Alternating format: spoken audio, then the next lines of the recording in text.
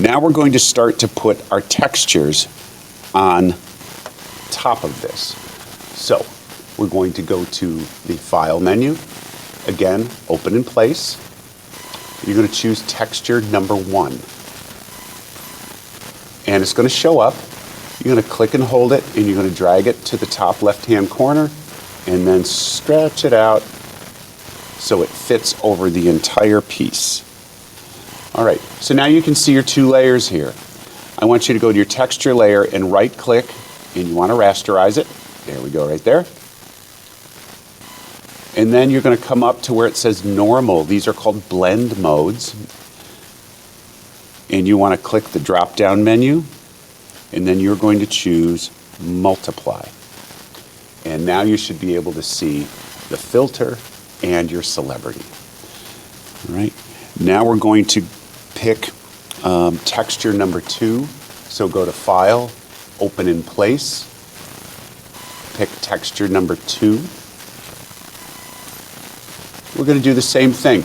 Drag it to the top left-hand corner, drag it so it fills out, right-click and rasterize your layer. Then go to the blend mode.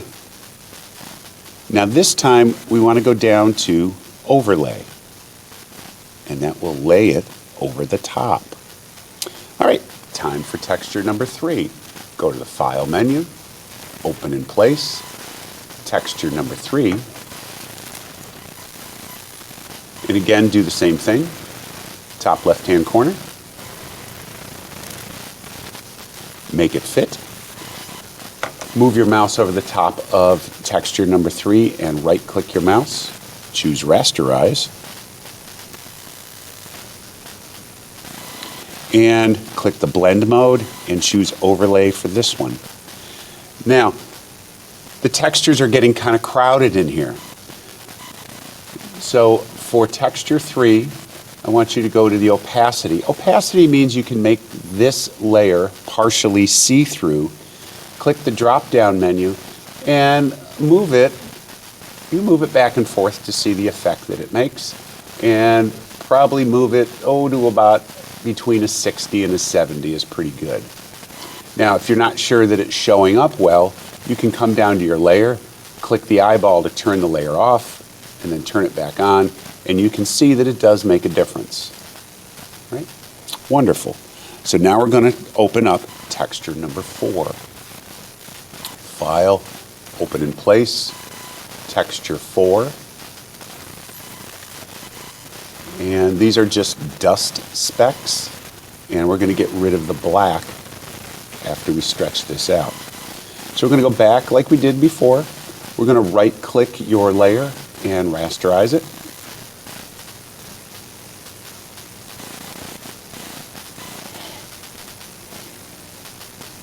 Then we're going to go to the blend mode, and you're going to go down to lighten, and the black goes away.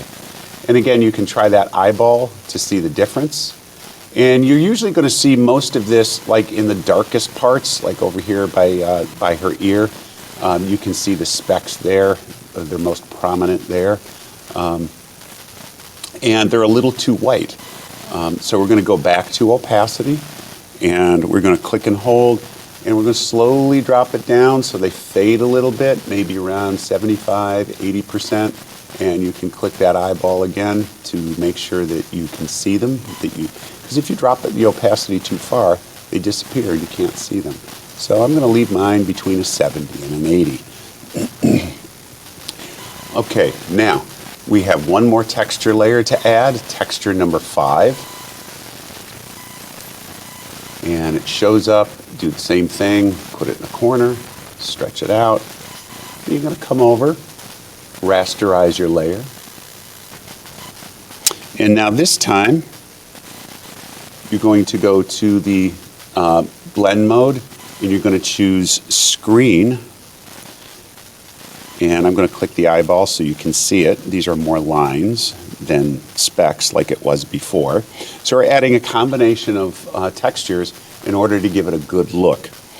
Now, you can take your opacity slider, and again, same thing, move it between about a 70 and an 80, and you can click back and forth so you can tell if you've got it and it's too much or not enough, and you can go back and forth to get it the way you want it.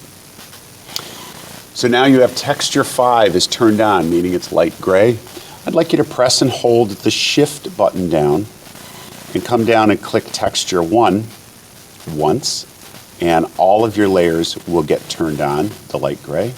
And we're going to group them together into one piece. You're going to hold the control button down and press the letter G, and they come up into a group. Now you're going to double click the word folder, and you're going to name it texture. So that way you know what's inside that folder. And you can click that eyeball, turn it off, and all the textures turn off and turn it back on. If you want to see the textures that are inside, click the triangle, and there they are. I'm going to click it again to put them all back in that folder.